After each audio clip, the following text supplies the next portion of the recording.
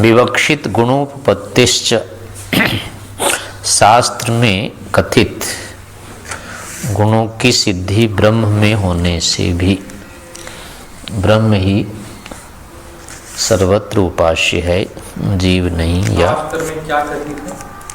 विवक्षित गुण यानी कहने योग्य जो ब्रह्म में होने गुण जो होने चाहिए या शास्त्र में जिन गुणों का वर्णन किया है उसकी सिद्धि ब्रह्म में ही होने से विवक्षित गुण माने शास्त्र में कहे जाने योग्य गुण शास्त्र में या ब्रह्म में?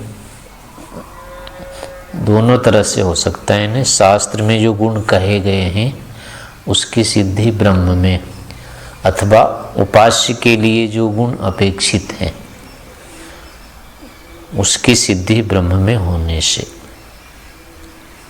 शास्त्र में कहने योग्य गुणों की सिद्धि हाँ, ब्रह्म में होने से। ब्रह्म में होने से उपास्य गुणों की सिद्धि शास्त्र में कहने योग्य उपास्य गुणों की सिद्धि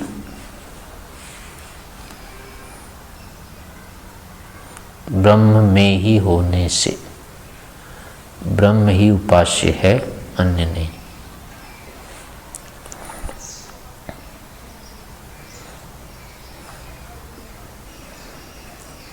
जीव जगत नहीं, अन्य से मतलब।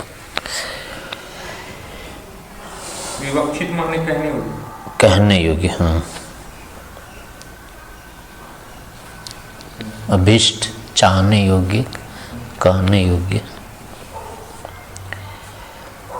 अपीच अयम अपूर्व हेतु, और ये दूसरा हेतु शास्त्र में कहने योग्य उपास्य गुणों की सिद्धि ब्रह्म में होने से। ब्रह्म में होने से। या गुण ब्रह्म में सिद्ध होने। दोनों एक ही बात होगी ना। जो गुण कहे गए हैं वो वहाँ जो प्रकरण में पढ़े हैं ना वहाँ पे वो गुण जीव में नहीं सिद्ध होते हैं, ब्रह्म में होते हैं। होने से क्या? ब्रह्म ही उपास्य माना जाएगा। ब्रह्म ही उपास्य है, जीव या जगत नहीं।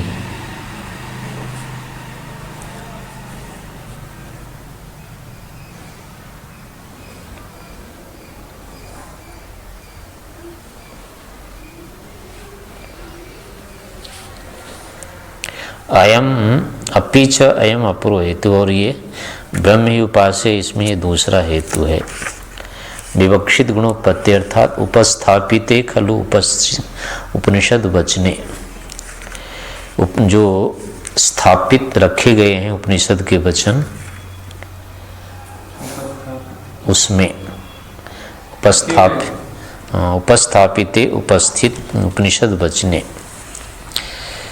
रखे गए उपनिषद वचन में या पढ़े गए उपनिषद वचन में वक्तुम अभिष्टा कहने में जो अपेक्षित है, अथवा यद्वा तत्र वचने अभिहिता, अथवा उस वचन में जो कहे गए हैं ये गुणा। माने कहने के लिए अभिष्ट। वक्तुम अभिष्टा कहने के लिए अभिष्ट या कहने योग्य। यद्वा अथवा तत्र वचने उस वचन में अभिहिता ये गुणा, कहे गए जो गुण हैं।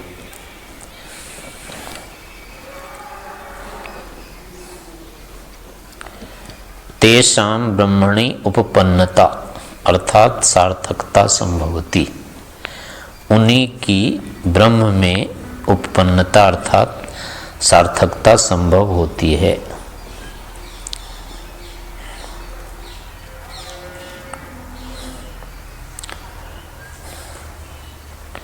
गुणाश्चते, और वे गुण हैं कौन कौन से?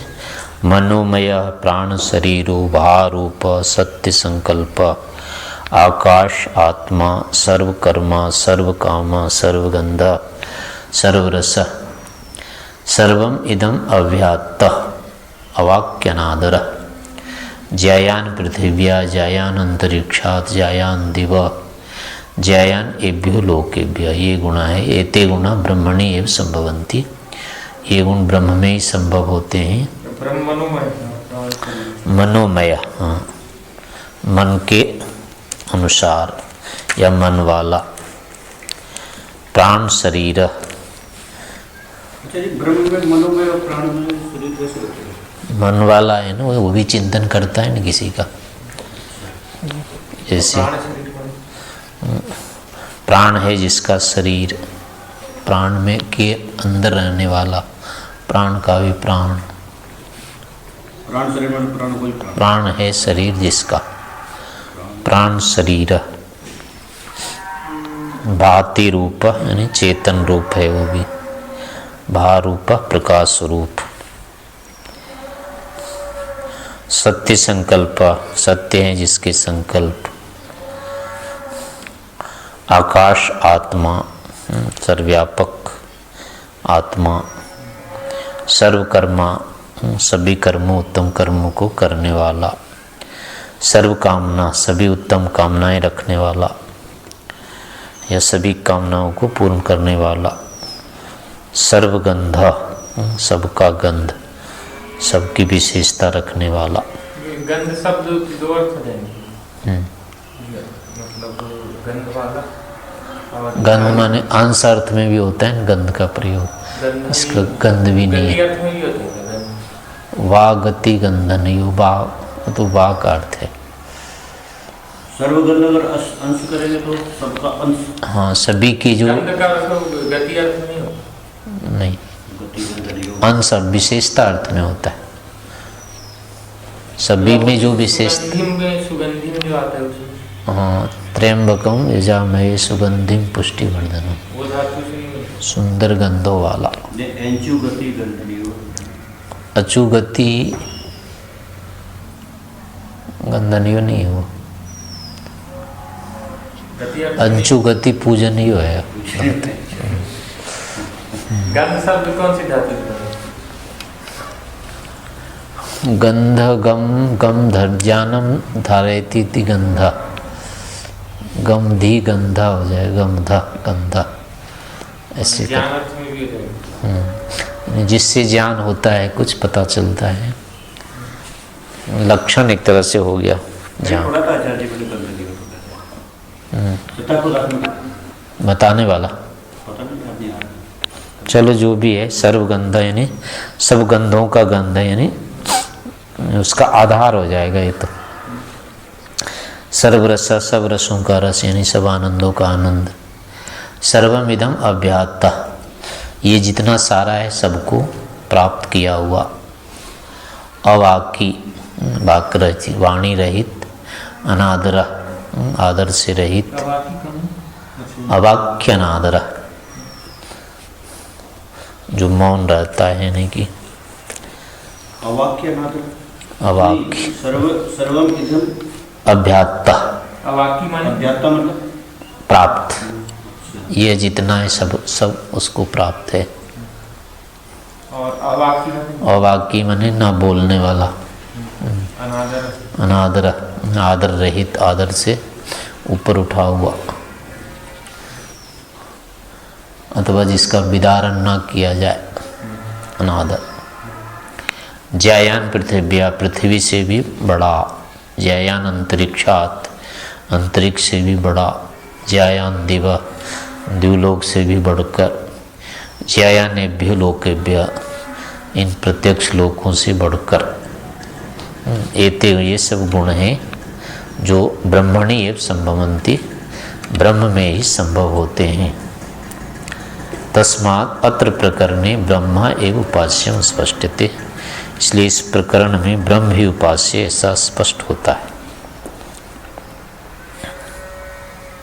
ये जीव में लागू नहीं होता है।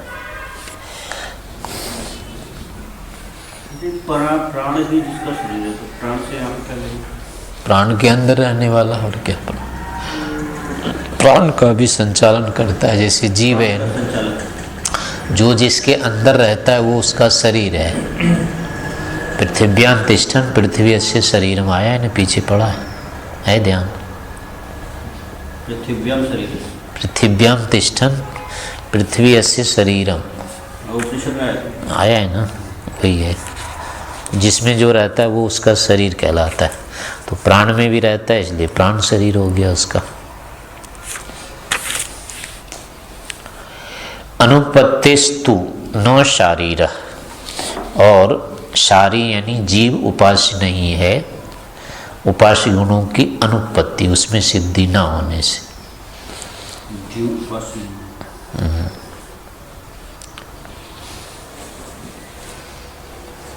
जीव उपास्य नहीं, उपास्य गुणों की अनुपत्ति उसमें होने, अर्थात उपास्य गुणों की सिद्धि उसमें न होने से।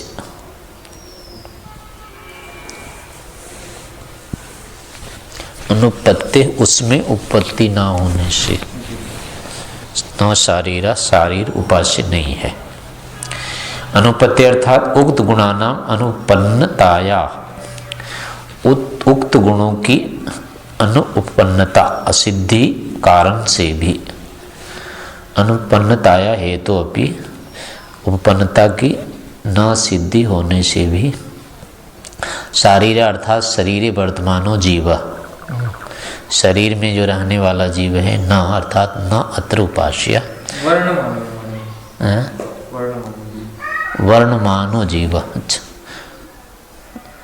आपने क्या लिखा? शरीरे वर्णमानो, शरीर में वर्णन करने योग्य जीव, ऐसे वर्तमानो होना चाहिए था। शरीर में वर्णमान यानी ये भी, वर्णमान तो दोनों हो जाते, वर्तमानी करते, वर्तमान कर सकते हैं। उन्होंने शुद्धि पत्र दिया है क्या?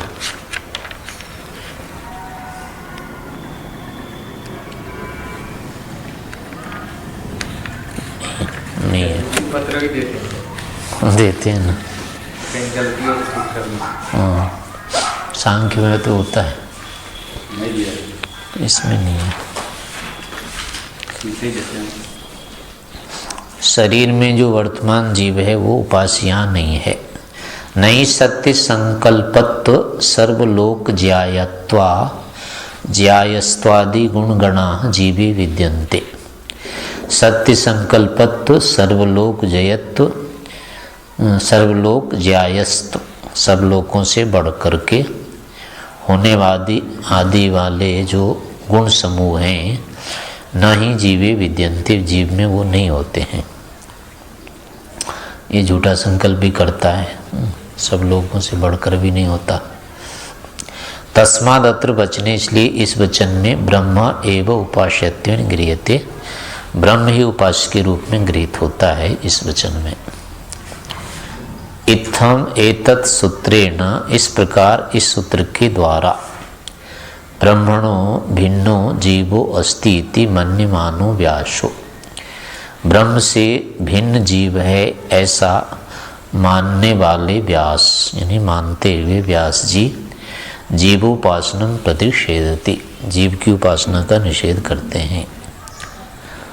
शंकराचार्यस्तु कथयति, शंकराचार्य कहते हैं पर एव आत्मा देह इंद्रिय मनोबुद्धिया उपाधि भी परिचिन्नो बालैः शरीर इति उपचर्यते।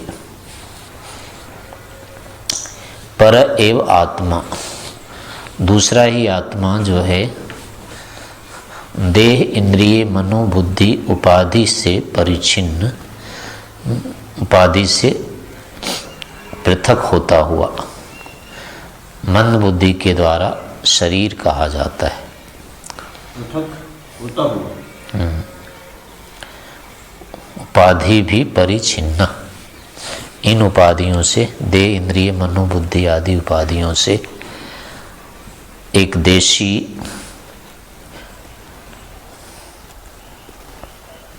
परिचिन्न होता है, देशी परिचिन्न, खंडिता भी कह सकते हैं, यानी विभक्त होता हुआ बालों के द्वारा शरीर कहा जाता है।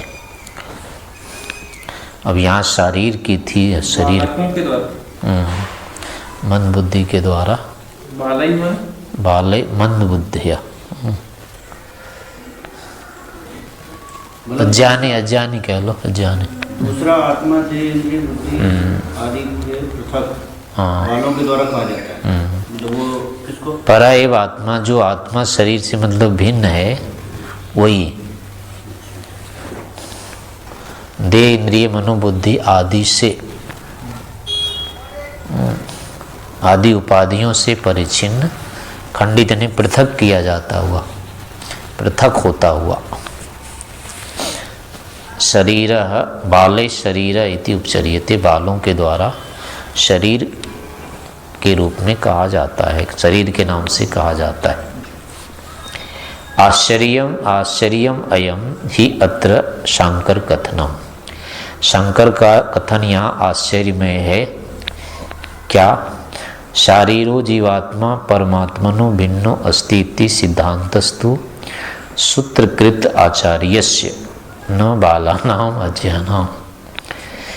शारीर जीवात्मा परमात्मा से भिन्न है, यह सिद्धांत तो सूत्रकार आचार्य का है, न कि किसी बालक का है। शारीर तो वही बोल रहे हैं ना, आचार्य का सूत्र है ये। और वो शारीर किसको कह रहा है? वो बालक थोड़े है। बाला नाम अर्थात मूर्खा नाम अपि मंतव्यम सिद्धांत रूपेण स्थाप्यते, नहीं ऐसा शिष्टाचार। बालकों के अर्थात मूर्खों के भी मंतव्य को सिद्धांत के रूप में स्थापित कर रहे हैं, ये शिष्टाचार तो नहीं है। खुद ही बालक हैं। उत्तर पक्षे तो सत सिद्धांत एवं स्थाप्यते, जबकि उत्तर पक्ष में तो सत सिद्धांत का ही स्थापन किया जाता है। पूर्व पक्ष में भले हो जाए। और अनुपत्तिस्तु न शारीर इति सूत्रम उत्तर पक्ष से, जबकि ये जो सूत्र है अनुपत्तिस्तु न शारीर, ये उत्तर पक्ष का है, पूर्व पक्ष का नहीं है। न च अन्यत्र क्वचित आर्ष ग्रंथेषु, और कहीं भी ऋषि ग्रंथों में जीव सत्ताया स्वीकारणम मूर्खाणाम मतम निगदितम, जीव की सत्ता का स्वीकार करना कहीं भी मूर्खों का मत नहीं कहा गया है। तस्मा शरीर कहीं नहीं कहा है। किसी भी अर्थ ग्रंथ में जीव मूर्खों के लिए मूर्खों का मंतव्य है ऐसा नहीं कहा है ना।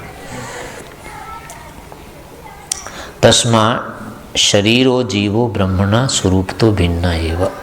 इनको शंकराचार्य को मूर्ख लगे होंगे, व्यास जी को मूर्ख लगे होंगे, ये क्या है जीव को मानते हैं। अब उन्होंने तो किसी और के लिए कहा होगा, ये ध्यान में नहीं रहा होगा कि सूत्रकार पर मेरा वाक्य चला जाएगा।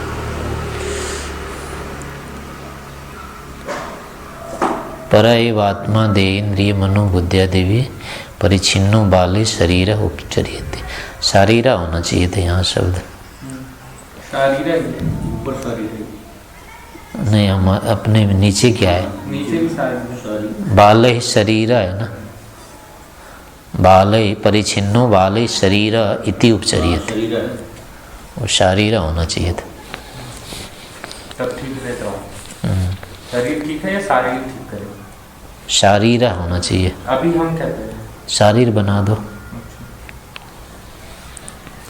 क्योंकि शारीर शब्द पर ही तो कथन नहीं है।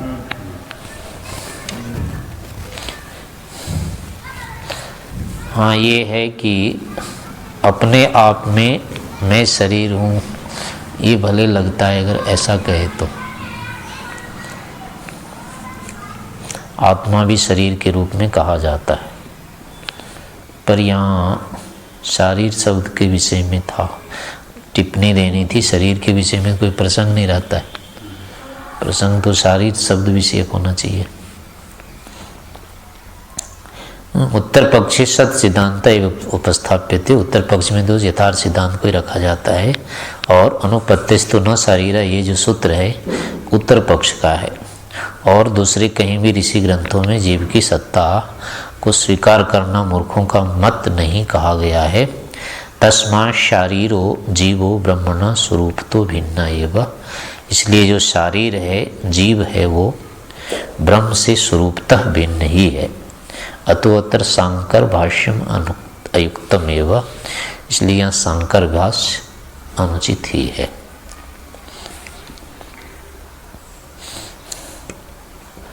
कर्म कर्तृ व्यपदेशाच,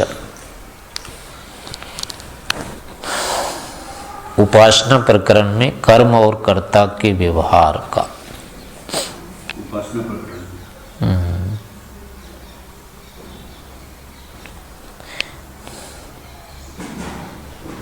कर्ता का और कर्म का व्यवहार पृथक रूप में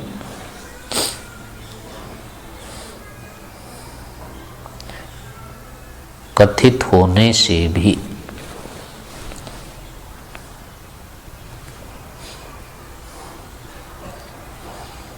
जीव उपास्य नहीं है, उपास्य सिद्ध नहीं होता, ब्रह्म ही उपास्य सिद्ध होता है। यानी उपासना तो करने वाला जीव होता है और उपास जिसको करता है वो कर्म है। यहाँ तो जिसको किया जाता है उसके व्यवहार और जो करता है उसका व्यवहार अलग अलग होता है।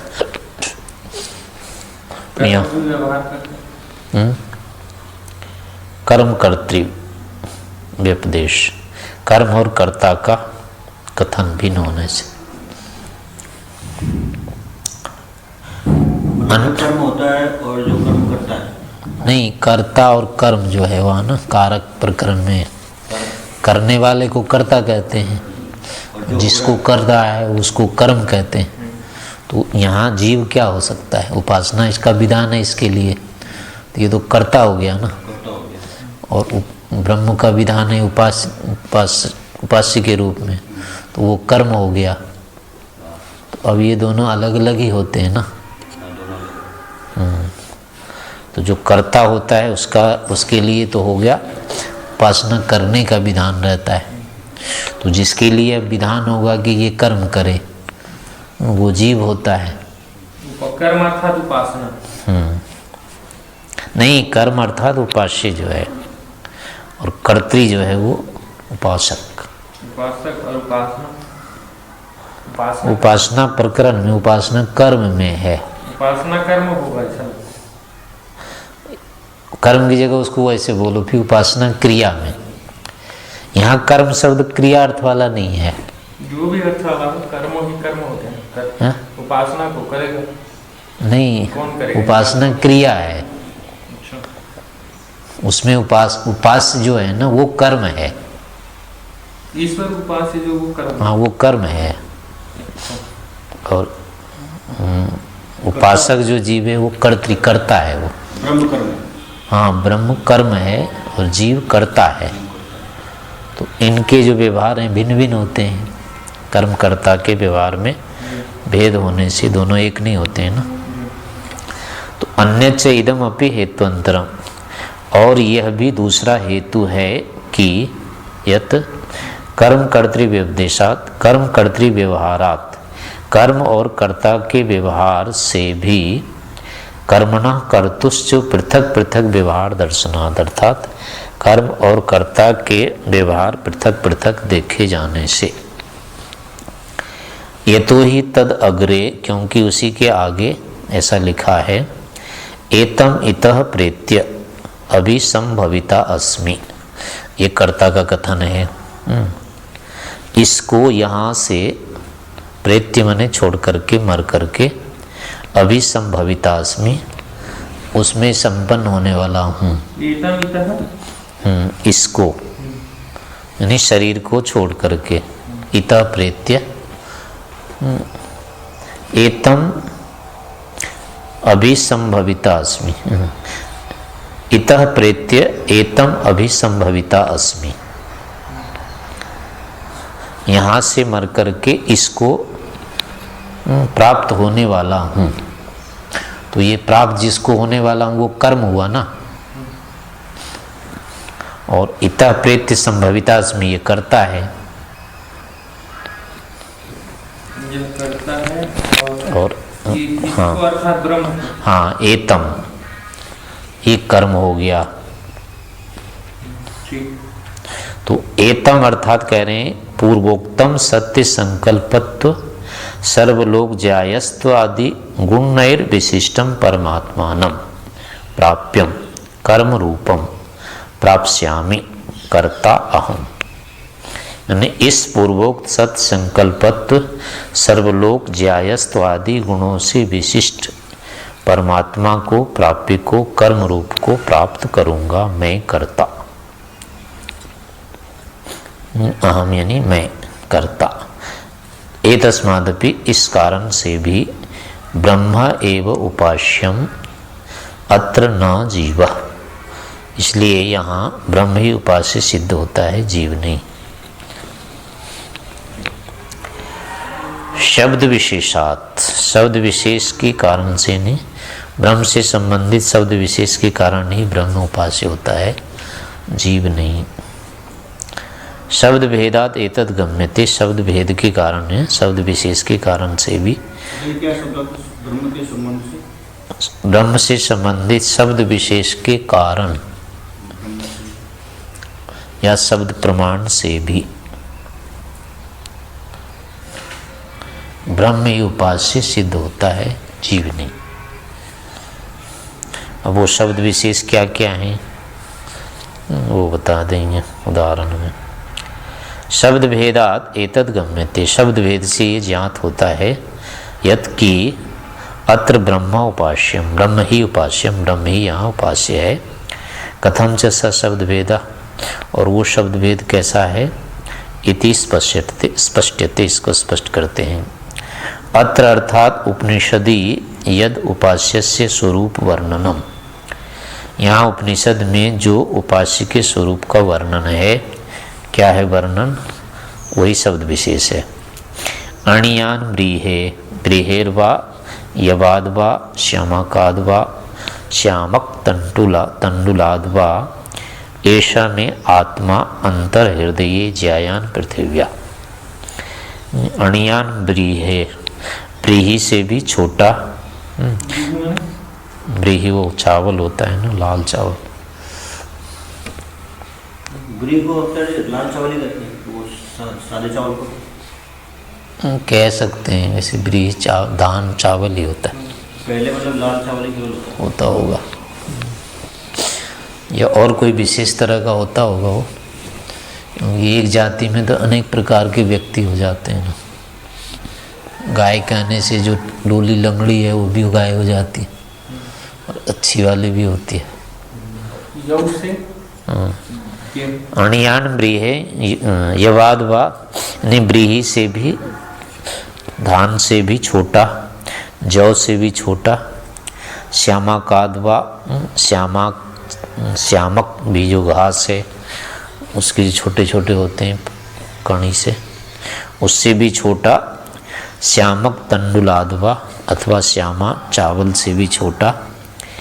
ऐसा में आत्मा, यह मेरी आत्मा यानी मुझ में भी रहने वाला, अंतर हृदय, हृदय के अंदर जो है, ज्यायान पृथ्वी, और पृथ्वी से भी बड़ा, ज्यायान आकाशात आदि कहेगा फिर, और आकाश आदि से भी बढ़ करके जो है। तो ये शब्द विशेष हैं, ये जीव पर लागू नहीं होते। पृथ्वी से भी जो बड़ा है, श्यामाक से भी छोटा है, और पृथ्वी से जो बड़ा है।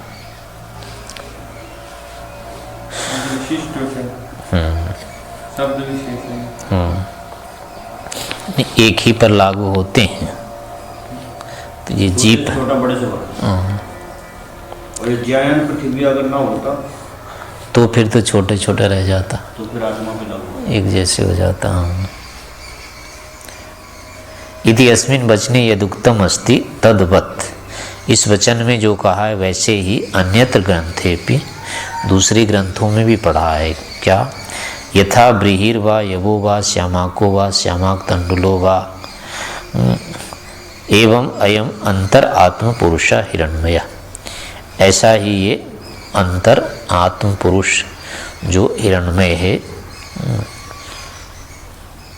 इस हिरण्मय का जानमय भी कर सकते हैं, प्रकाश में है, हिरण्य के समान है। आत्मन अयम अंतर आत्मा, आत्मन पुरुष, आत्मा के अंदर अंदर होने वाला जो आत्म पुरुष है, अंतरात्मन पुरुष। आत्मा के अंदर जो प्रकाश में पहुँचे। तो ये पद मिलते हैं अन्यत्र दूसरे में।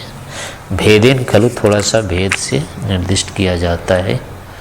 यद छांदोग्य जो छांदोग्य में है, अंतर हृदय ज्यायान पृथिव्या इति उक्तम, वहाँ पृथ्वी से बढ़ कर के हृदय के अंदर ऐसा कहा है। यहाँ अंतर हृदय इत्यस्य स्थाने, यहाँ जो छांदोग्य में अंदर हृदय कहा, उसके स्थान में अंतरात्मन अंतरात्मनि इति प्रयुज्यते। यहाँ सतपथ में अंतरात्मन का प्रयोग किया गया है। एवं अंतरात्मनो भिन्न सह पुरुषो ज्यायान पृथिव्या उपास्य इति सिद्धम। इस प्रकार से वो आत्मा से भिन्न वह महान पुरुष, पृथ्वी से भी महान पुरुष उपास्य है, ऐसा सिद्ध होता है। स्मृतिश्च, स्मृति से भी यानी दर्शन आदि शास्त्र जो हैं, इन सब से भी वही ब्रह्म उपास्य सिद्ध होता है। उपनिषद से भिन्न जो ग्रंथ है, उपनिषद को श्रुति कहते हैं, श्रुति से भिन्न जो शास्त्र है उसका नाम स्मृति है। वेद की से संबद्ध या वेद परक जो ग्रंथ है उसका नाम श्रुति है। उससे जो भिन्न है आर्ष ग्रंथ, उसको स्मृति कहते हैं। वेद या वेद परक ब्राह्मण हो गए, उपनिषद हो गए,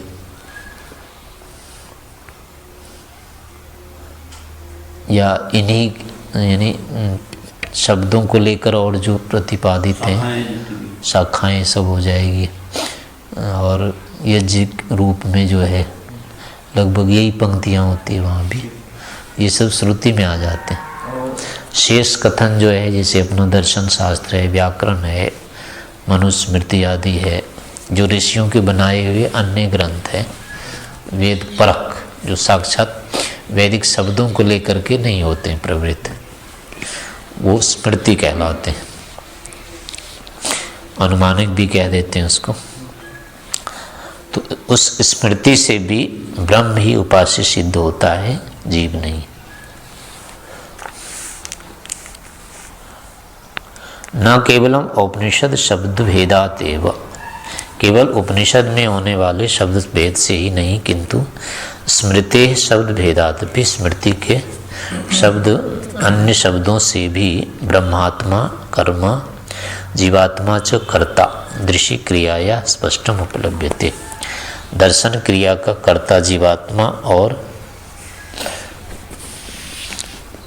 ब्रह्मात्मा कर्म, ये स्पष्ट रूप में उपलब्ध होता है। यथा एवं यह सर्वभूतेषु पश्यति आत्मानं आत्मना, इस प्रकार से सभी भूतों में आत्मा के द्वारा आत्मा को देखता है। तो एक दृष्टा आत्मा है, एक दृश्य आत्मा है।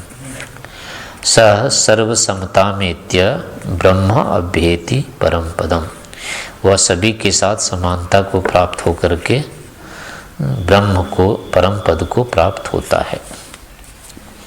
तो स ऐसा दर्शन क्रियाया कर्म कर्तृ व्यपदेश परमात्म जीवात्म विषय को वेदानुकूलोस्ति। ब्रह्म परम पदम ब्रह्माभ्येति परम पदम, उस परम पद ब्रह्म को अभ्येति प्राप्त होता है। सर्वसमता मित्य, सभी की समानता को प्राप्त करके। ऐसा दर्शन क्रिया, वह यह दर्शन क्रिया का कर्मकर्ता का जो व्यपदेश है, कथन है, अर्थात परमात्म जीवात्म विषयक, वह वेदानुकूलोस्ति, वेद के अनुकूल है। वेदे च स्पष्टम विद्यते, वेद में स्पष्ट रूप से है। तद यथा, जैसे कि तद विष्णु परमं पदम सदा पश्यन्ति सूर्य, उस विष्णु के परम पद को, परम प्राप्य स्वरूप को सूर्य विद्वान लोग सदा देखते हैं। तो यहाँ भी देखने वाला है विद्वान जीव, और दिखने वाला जो है वो विष्णु का परम पद है। तो इस कर्मकर्ता का व्यपदेश है। आर्भकौकस्त्वात्, ये नहीं हो पाए कर देते हैं, आर्भकौकस्त्वात् तद व्यवदेशाच्च नेति चेतना निचायत्वात् एवं व्योमवच्च। आर्भकौकस्त्वात्, अर्भकौकस्त्व होने के कारण से, यानी थोड़ा स्थान रखने वाला होने से। अर्भ मतलब थोड़ा, अर्भ माने कहते हैं अर्भक बच्चे को, छोटे को अर्भकौक, कोक कहते हैं स्थान को, अर्भ माने छोटा, छोटा स्थान, छोटा स्थान रखने वाला। कोक माने अर्भकौक, अर्भ माने छोटा, छोटा स्थान रखने वाला, नहीं कोक माने स्थान,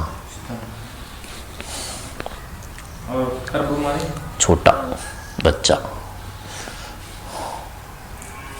अर्भक बोलते हैं ना, अर्भक बच्चे को, थोड़ी जगह रखता है, मांगता है। अर्भकौक यानी थोड़े स्थान रखने वाला,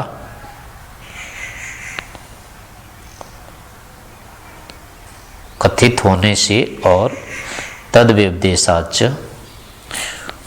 उसमें उसका कथन होने से, थोड़े स्थान वाला या थोड़े से स्थान से संबंधित कथन वाला होने से। थोड़े स्थान रखने वाला, कथित होने से, थोड़े स्थान में रहने वाला और थोड़े स्थान के से संबद्ध कहलाने वाला होने से।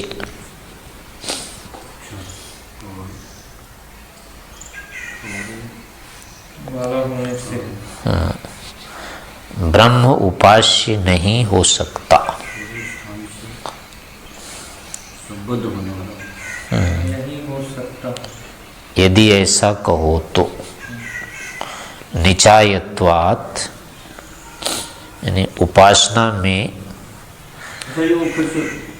थोड़े स्थान से संबंध, थोड़े स्थान वाला होने से और थोड़े स्थान वाला कथित होने से, या थोड़े स्थान से संबद्ध कथित होने से ब्रह्म उपास्य नहीं हो सकता, ऐसा यदि कहो तो नहीं, क्योंकि उसको तो बड़ा स्थान चाहिए। तो निचायत्वात् यानी कि ध्यान में ऐसा ही अनुभूत होने से। ध्यान में